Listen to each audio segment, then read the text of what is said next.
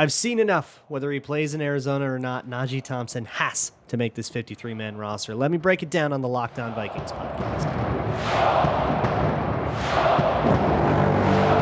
You like that on 3, 1, 2, 3, you like it! You are Locked On Vikings, your daily Minnesota Vikings podcast. Part of the Locked On Podcast Network, your team every day. What is up? What is up? What is up, everybody? Welcome to the Locked On Vikings podcast, part of the Locked On Podcast Network, your team every day. As always, I am your host, Luke Braun, and let's find some joy today. You can find the Locked On Vikings podcast wherever you find your favorite shows, whether it is SiriusXM, YouTube, if you're into a video version, or even Amazon Fire and Roku, if you download the Locked On Minnesota Sports app. And a special shout out to those of you who listen to this show every single day. Make it your hashtag first listen. My everydayers shout out if you have a place to. Today's episode is brought to you by Gametime. Download the Gametime app, create an account, and use code LOCKEDONNFL for $20 off of your first purchase. Last minute tickets, lowest price guaranteed. Today is Twitter Tuesday, which means I'm answering your questions as submitted to me on either Twitter at Luke Braun NFL or at Locked On Vikings, on the Google form, which you can find in the show notes. If you've got something longer, you can send an email to lockedonvikingspodcast@gmail.com. The first question I am going to answer comes from Shadow, who asks Najee Thompson to make the roster. Who is your sleeper pick to make the 53? My sleeper pick is Najee Thompson, although I don't know if it's even much of a sleeper anymore. The cat's out of the bag on special teams. In particular, as a punt gunner, Najee Thompson has had an outsized impact on every single punt that he has gunned. You might remember 4 Najee Thompson plays. Guess how many punts he has played on? It's 4. Unfortunately, he suffered a concussion in the Tennessee game, might not play in the Arizona game. Frankly, I don't think he has to prove that he has earned that job. Here's the deal. Nobody on the team is remotely as good at that job as he is. And I know he doesn't play corner. I don't think it matters. I think he's well above the threshold of special teams play required to be that kind of 53rd guy. Because any other corners you're keeping over him, Joejuan Williams, Andrew Booth, these guys aren't getting in unless we have like a slew of injuries. Enough injuries to where we honestly start trolling the waiver wire anyways. So instead of having a guy that doesn't play special teams and also will never get in from scrimmage, let's get a guy that maybe won't get in from scrimmage, but will not only play on special teams, but have an outsized impact on them. I don't think it's much more simple than he's the best guy at the job, and so he is going to get the job. And all these other guys, these Nick Muses and Luigi Vallons and Brandon Powell or Jalen Reagor, all these other guys are backups that might not even be active on game day. Najee Thompson will dress, and I think that makes him more important than all those guys. Speaking of that, Mini Football Bum asks, do the Gunners know roughly where the punter is trying to place the ball, or is Thompson just that aware of how the ball is traveling? Basically, yes, there is a loose strategy for this. It's, we're going to the left, we're going to the right? And you kind of have to trust your punter to hit it properly. So you are picking ahead of time. We'll go to the left, we'll go to the right. As I guess that's like the play call, right? You even see that in like Madden, if you do this bother with the special teams in Madden. That said, the punter might not hit it right. Hey, this is supposed to be toward the left corner, but it might go straight down the field. So there is still some level of awareness and adjustment that the punt gunners have to deal with, where they have to sort of relate to the returner instead of just relating to where the punt is intended to go. They have to go find the guy, which can make it hard to down some punts sometimes. And it's what makes that punt down that Najee Thompson got in the Seattle game super, super impressive, because he did relate to the returner and actually managed to get out of that position, and then still find the ball before it crossed over the goal line. It was pretty cool. Next one comes from Swede Skull, who asks, scenario: trade a second-round pick for Jonathan Taylor and sign him to a new contract, choosing to build around a future of big contracts on offense, including JJ, TJ, and Darisaw, or trade a second-round pick to move up in the draft for the fourth quote-unquote best QB prospect in the 2024 NFL draft. This is the wrong time to ask this question, I guess. It depends on how I feel about those quarterbacks. There have been years where I've felt, there's 4 good quarterbacks. I'll take number 4 and make that my franchise guy. But I need to feel confident that there are 4 franchise quarterbacks. If there are, I'm going to take that option over most options. But I also guess this is a decent time to bring up the idea of trading for Jonathan Taylor right now and the merits of that. So over in Indianapolis, you may have heard things with their running back, Jonathan Taylor, have totally deteriorated. He's up for a new contract extension, and those negotiations went sour quick. And I don't think it was just that there was so much distance between the parties that he couldn't find the deal he wanted and he wants to go find the deal elsewhere. We had a lot of discussion about running back contracts that was mostly centered around franchise tag guys like Saquon Barkley, Josh Jacobs, Tony Pollard. But Jim Irsay decided to chime in on that stuff on Twitter, owner of the Colts. Jonathan Taylor's agent did not take kindly to his comments, which were amounted to basically, be grateful you play a game for a living and, we'll pay you what you get paid. It was it had a very like the youths are too entitled kind of vibe. But you don't need the details. You can listen to Locked On Colts for all that. Long story short, Jonathan Taylor has requested and been granted permission to seek a trade. So now he and his agent are going to go around talking to whatever teams want to talk to him and say, hey, what contract would you give me? And if I like that contract, why don't you go call up the Colts and see if they'll trade? Now, I don't think he will cost a second-round pick at all. I think that would be a pretty rough overpay. But the Jonathan Taylor on the last year of his deal, subject to a franchise tag, although I don't know how that would go over, and ultimately probably going to get traded to a team that then extends him, that reads mid-round pickish to me. And I think honestly, that would be worth it. I don't love the Vikings running back room as much as Madison improved last year, and he's kind of far and away the best back, and I don't mind the depth that Ty Chandler represents. I think a juiced-up addition like Jonathan Taylor could really take that over the top. And I think a mid-round pick, even for a one-year rental of Jonathan Taylor, I would take it. But it depends, right? Second round pick in a $15 million deal or whatever. Yeah, no, we're not doing that. But I don't think that's what actually is on the table anyways. 5 a.m. tweeter asks, is there a salary cap advantage to cutting high draft picks as early as their rookie year? Assuming that the team is right in their post-draft assessment that the player is bad, but a high draft pedigree means they're likely to be selected through waivers that could offset rookie money. Okay, so you're right about that. So if you cut, let's say the Vikings were to release Mekhi Blackman, right? Third round pick doesn't make the team. I think I've only ever heard of that happening like one time, third round pick not making the team in his first year. But let's say it happens. The guarantees that the Vikings owe him, I believe in most rookie contracts have what's called offset language, which means, well, if he's picked up on waivers, the other team just resumes that contract, right? But even if he isn't, I believe that there are ways for that player to get those same guarantees paid to him so long as the contract that he signs with his new team is, has enough money in it to honor those guarantees. And then whatever the difference is, the Vikings still have to make up. So he gets his money one way or another, and it's just a matter of who agrees to pay it. That is ultimately, because rookie contracts are so efficient, a drop in the bucket. If you're cutting a third round pick, it's because that guy is so stinky butt that nobody's going to want him anyways. And I'll say this as well with rookies. Hey, sometimes guys struggle in their first or second year and then kind of come along. Blake Brandel, who we're all very happy with as a swing backup, he got cut his first year. Adam Thielen got cut his first year, right? Sometimes guys just need a while to come along. So it's less about like this sunk cost fallacy, this draft pedigree giving you like a sense of football roster making privilege.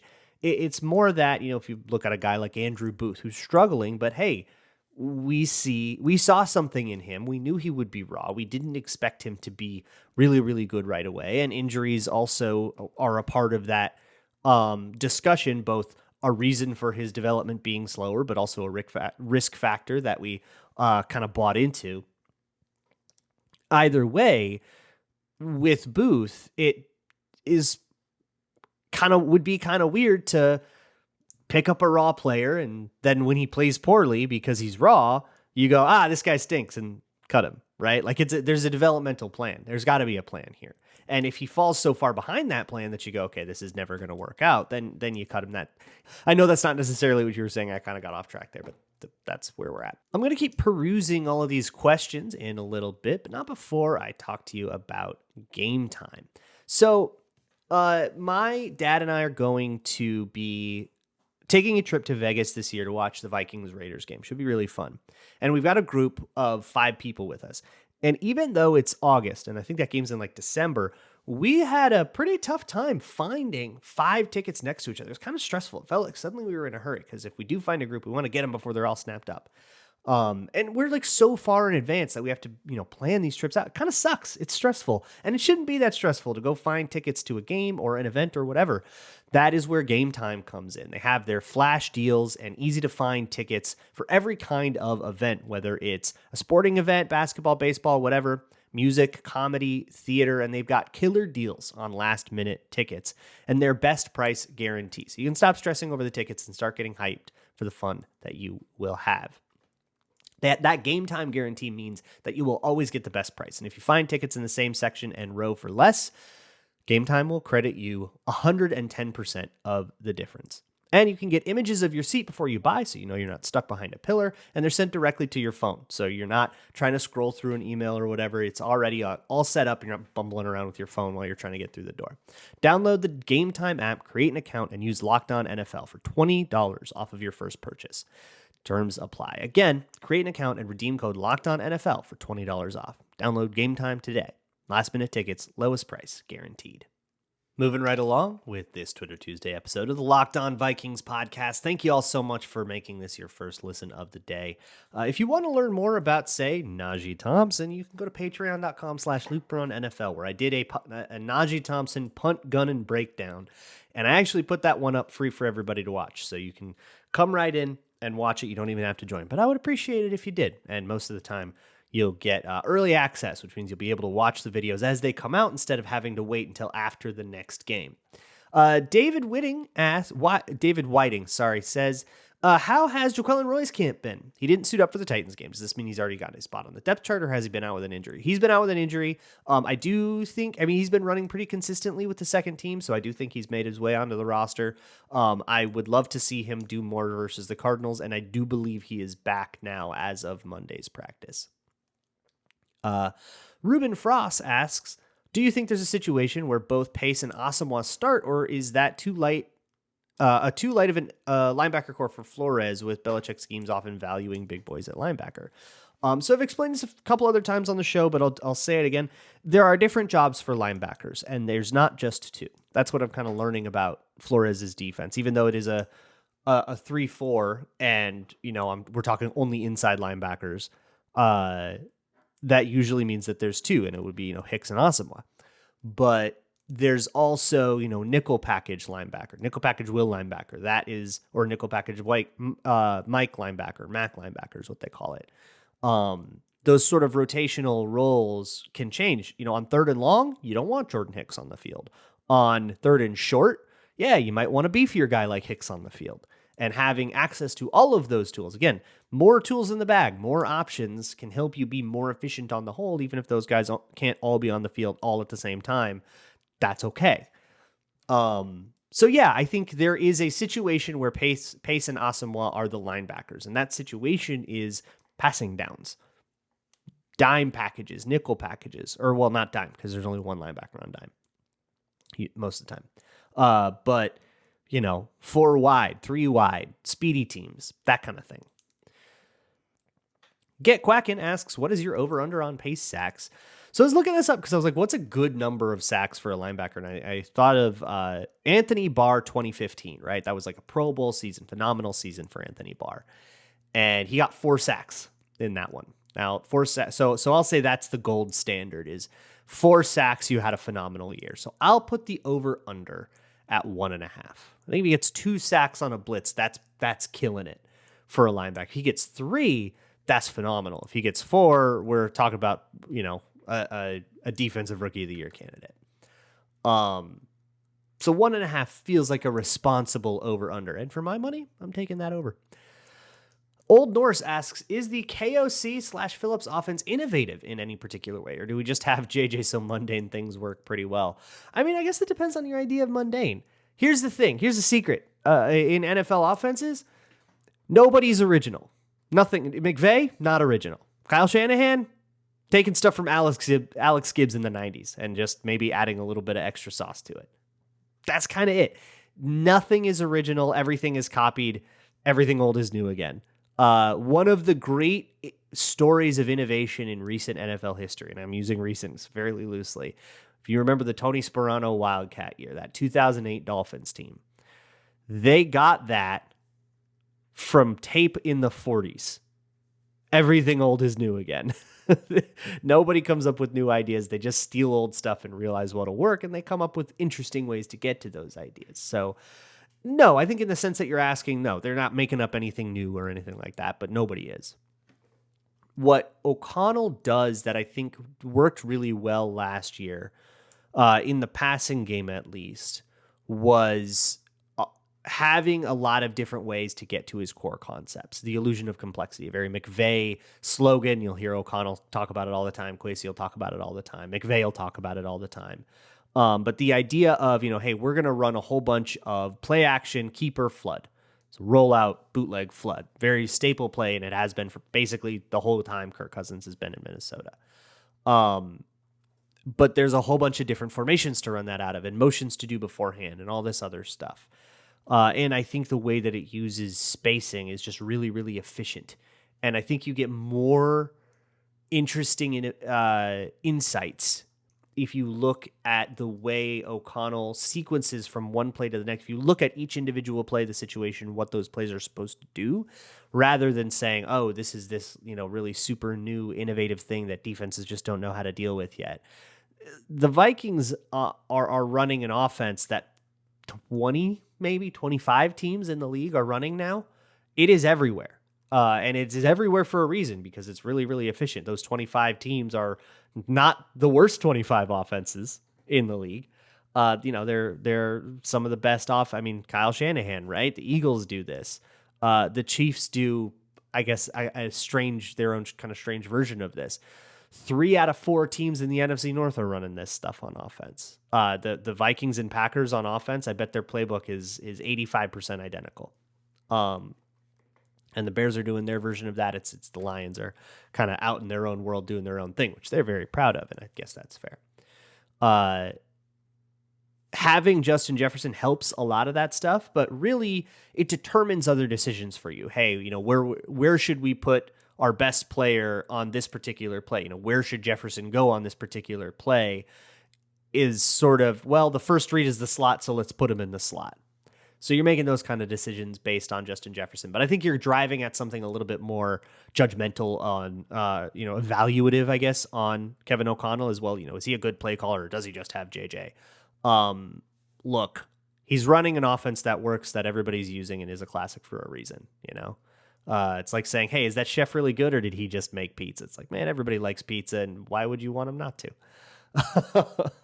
I want to make sure I get to more of these questions, so we're going to keep this thing rolling. Before we do that, though, it is fantasy season. It's draft season. If you haven't done your fantasy draft, our partners at eBay Motors have teamed up with Locked On Fantasy Football and their host, Vinny Iyer, to help you out. So with draft prep well underway for the upcoming season, let's talk about some players who will spark their new team's offense. And in particular, let's talk about DJ Moore. DJ Moore, I mean, look, he's not going to be the volume maven that some of the higher round picks are going to be. But think about it. If you have, maybe you took a quarterback early, took Mahomes early, his 2 QB league or Superflex or something, and maybe, you took one of the premier couple of the premier running backs, and you're looking for a good wide receiver one to sort of carry the load on, rounds 5, 6. Maybe DJ Moore would be available. Maybe that's way too late for him. I'm not really good at fantasy, but that's what Vinny Iyer's here for. DJ Moore will be the undisputed number 1 in Chicago, and they want to pass more than they did last year. So there is this sort of volume upside to him that can make him a very exciting pick because of that new team. eBay Motors understands that a championship team is all about that perfect fit. And it's the same with your vehicle. They have over 122 million parts and accessories at eBay Motors available for your vehicle, and navigating all of that can be a total nightmare if you don't know what you're looking for and what your car specifically needs. So eBay Motors has that green check that tells you this is what all of that is for. This one matches your car and you don't have to worry about it. Whether it is an air filter, brake, battery, taillight, alternator, all kinds of other parts and accessories, just look for that green check. At the right parts, the right fit, and the right prices at ebaymotors.com. Let's ride. eBay guaranteed fit, only available to U.S. customers. Eligible items only. Exclusions apply. Chugging right along on this Locked On Vikings episode of Twitter Tuesday. The next question I'm going to answer comes from Informe Purpura, who asks, what is the plan for Jordan Ta'amu? I hate to disappoint. I don't think it's particularly extensive. Here's what I think is happening. This is my best guess. I don't think Nick Mullins is going to play much, if at all, against Arizona. I think that job has been won. He's done it. Even though I didn't particularly love his game against Tennessee, it was another instance of turning on the tape and realizing it wasn't as bad as it looked on TV. I think his receivers let him down a good bit. And I think that he has pretty handily outplayed Jaren Hall. I don't think that battle is very close, if not already decided. So I think Jaren Hall is going to get a lot of reps. Kevin O'Connell said Jaren Hall is going to get a lot of reps. So he might play the whole game, or maybe they want somebody else to come in and, clean up the last fourth quarter. That might be what Ta'amu is for. Or if they want Jaren Hall to play the whole game, which, hey, you've got a rookie that's developing that needs some work. That seems like a great idea to me. You're not going to want him to do the handoff drills in practice. So when they're doing run game drills, you might want to just bring in a quarterback that knows how to do the handoff part of it. Now, hey, look, I've seen an assistant coach do that stuff, so it's not a huge deal. But hey, you also get a look at him. You get him in to throw a little bit. It's like a really big glorified workout before you end up cutting him, but he's on speed dial in case you need an emergency quarterback. That's probably what I think this is. I don't think that there is a grand master plan to develop him into the next franchise quarterback of the Minnesota Vikings. As cool as I think he is in the spring leagues, I think there's a consistency issue and a reason that he didn't catch on in the big one. But hey, I'm pretty stoked on just the idea of him being in the building and in the organization. It's not the first time he's been in the organization, if I recall. I think he did a workout before. So they like him. And maybe there is a day where he's, somewhere on our depth chart. But I think right now it's more of a utility thing than it is like look at this potential, XFL guy that was the offensive player of the year. Let's see if he can be our starter someday. I think that's more of a fantasy. Bad Dad Joke asks, with tongue planted firmly in cheek, if you had to pick one player to represent what you absolutely love and hate about this franchise, who would it be? And I think he means the same player that represents both what you love and hate about the franchise. It's Randy Moss. I love the history and the dynamic people that have come through this franchise. Randy Moss was electrifying on the field, electrifying off the field, a very, very interesting person to study and learn about, and broke the position of wide receiver wide open. And I love that he gets to be a part of the Vikings legacy. But I also hate that he represents so much of a what could have been. What if he was around in 2009, doing what he was doing on the Patriots, but with us, or even 2008? What if, he hadn't had a falling out with Red McCombs? What if all that stupid other drama didn't happen? And for me, a Vikings game always feels like, well, gosh, if this, and that didn't happen, maybe they would have done it. Maybe that would have been the time. And I hate that about the Vikings. And I feel like Randy Moss really encapsulates it. Speaking of Moss, Waz asks, big friend from London, thank you very much. Given we've not retired Moss's 84, do you think if we win a Super Bowl while Kirk is still QB, that 8 should be retired? Is he a lock for the Ring of Honor? And if he wins a ring, I guess the NFL Hall of Fame comes into question as well. Okay, so here's the deal. If Kirk Cousins gets a ring, my personal opinion will be do whatever you want about that. If you want him in the Ring of Honor, I'm game. You want to retire number 8? Sure thing. Statue outside the stadium? Don't care. He got a ring. He can have literally whatever he wants. That's my opinion on that.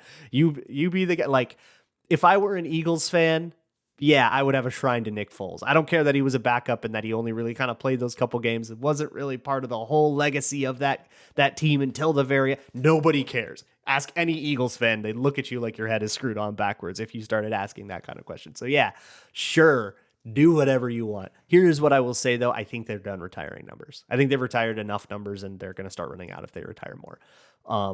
With Moss, I kind of get it. Like, I've sort of stopped caring about the number being retired, especially because Moss himself has said he thinks it's really cool that players come in and decide they want to be 84 and represent the 84 and be a baller like 84 has to be. Like, he loves it. So that kind of makes me think, all right, then I'm fine with it not happening because it like doesn't bug him. But they could retire 28. I don't know if they would do that for Adrian Peterson or Ahmad Rashad, right? Like you've got that kind of stuff. But hey, if a Super Bowl ring gets won, yeah, I'm sure the rules change. Gary Melbrick asks, any chance they use Jaron Hall like the Saints use Taysom Hill? No, he's not built to do that. Taysom Hill is an incredibly big and physical player. The reason they use him like that way is because he is so versatile, not just because he's a quarterback that's kind of fast. Brian London asks, would a player such as Paul Krause, all coverage and no run support, make an NFL roster today? Make a roster? Yeah, I think absolutely. I think he would be the kind of player that he would get a whole bunch of interceptions in the preseason. But what I think could happen to a guy like Paul Krause, who is a little undersized as a safety and wasn't as physical in the run fits and stuff as you would, as you know, Otto Graham famously didn't like that about him. I kind of feel like his draft stock would slip. Like he would go out for the draft. He would go in like the 4th round or something like that. Or maybe even not get drafted at all. He's such an undersized safety. You get the Anthony Harris treatment. But then once he got into a camp, a lot more shines through. The eye in the sky don't lie, right? But also it's tough with these air adjusted things because players back then just were not the athletes that players are now.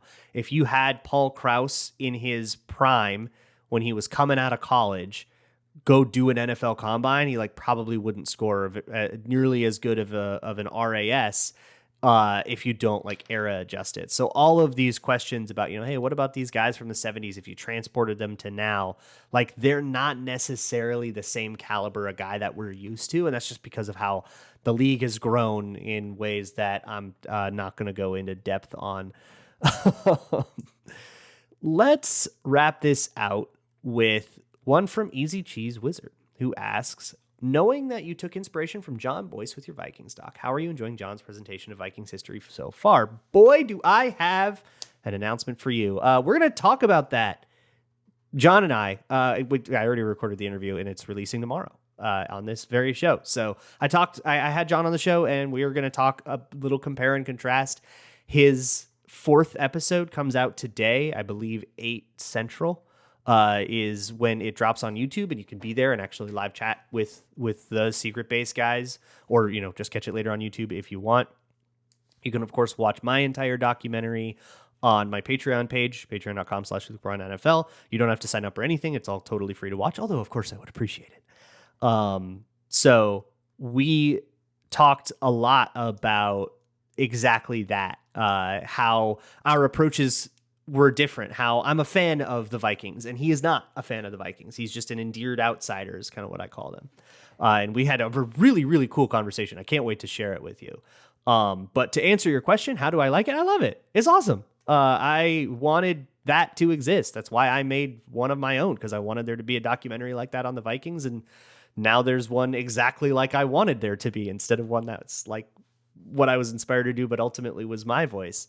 It's really cool to see that coming.